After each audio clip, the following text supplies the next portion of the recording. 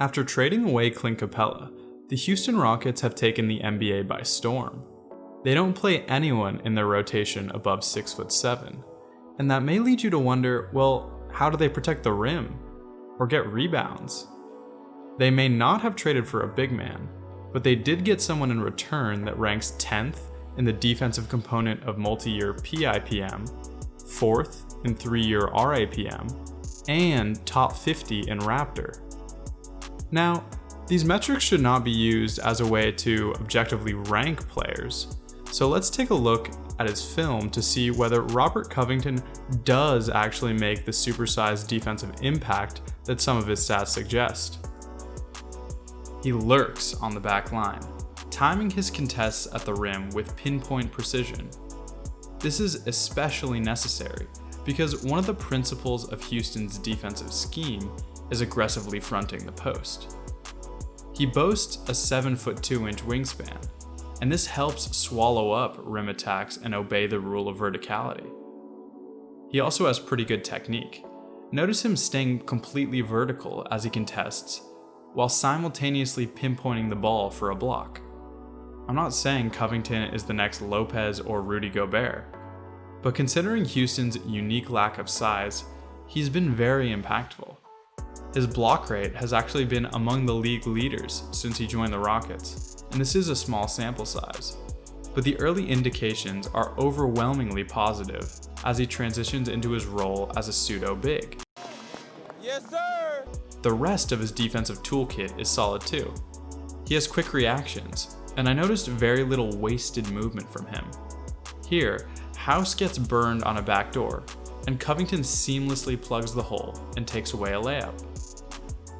His on-ball D isn't too shabby either. He can absorb contact well. Tatum barely makes a dent, and Covington just inhales his shot attempt. But there are times when he can just get overpowered. Giannis is kind of a cheat code, to be fair. On this one, he gets switched onto him and absorbs the contact well, doing just enough to affect the shot. With the Timberwolves, he was employed in a more traditional system. Towns would usually guard the opposing big, so Covington would do a lot of his damage as a nail defender, karate chopping drivers attacking the paint, and stopping any rim attacks from happening in the first place. He's also mastered the rear view pursuit, which means that he does get blown by occasionally, but it's pretty remarkable how often players think they have him beat before their lunch money gets taken by the end of the drive. Notice him using that inside hand to strip Porzingis, even though he was a half step behind. Covington's active hands, when combined with that wingspan and solid awareness, has led to him consistently being at the top of the league when it comes to deflections. This season he ranks 12th, and he even led the league in 2017 and 2018. Milwaukee runs this action for Korver, where he screens for Giannis and then comes up. The Rockets botch the switch, leaving Covington in a tough spot, and you can see why I say Covington has good awareness. He gets a no-look steal. Not only does Houston get the ball back, but they also avoid an open Kyle Korver 3, where we know he's deadly. Since the trade, Houston has ranked 3rd in opponent turnover percentage, and Covington has definitely been a factor in making that the case. He's also great at multitasking. Here, Jeff Green goes to help Tucker, so Harden and Covington have to play 2 against 3 on the weak side. He has to cover the cutting Kuzma, so AD thinks he has an angle, but Covington has that antenna up the whole time and sniffs it out. When you watch it back in real time, it's crazy how many little adjustments happen in such a short amount of time. It makes sense how well Covington has transitioned to being a pseudo-big rim protector and off-ball disruptor, considering his best defense historically has not been on the ball. Remember that nail defense. I think people misdiagnose his skills if they're claiming he's a lockdown on-ball defender like Kawhi. On offense, Covington doesn't have much equity as an on-ball player. He usually helps Houston by being a clever cutter and screener.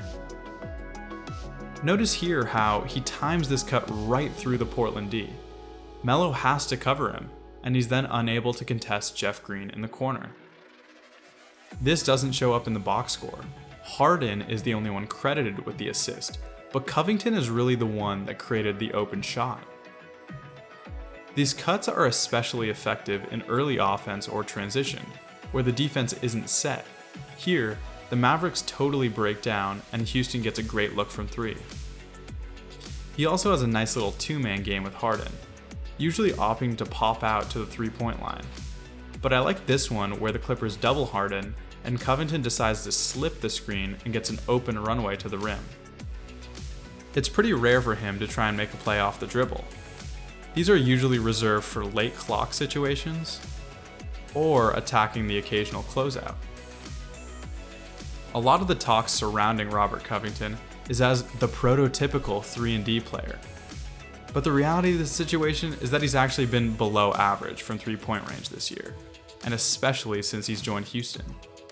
Now, I'm not too worried about this because it could just be variance that's normal within a single season, but also because Houston is so reliant on the self-creation of Harden and Westbrook. And so if Covington can just set good screens, make smart cuts, and hit threes at a decent clip, I think they'll be fine. The Rockets need his defense a lot more than they need his offense.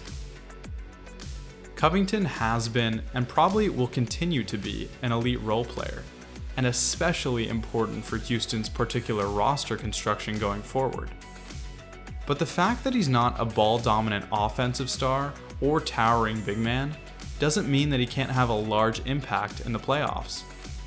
Cerebral off-ball players can have their value magnified in the later rounds. But I guess we'll just have to wait and see if Houston's mad science experiment pays off.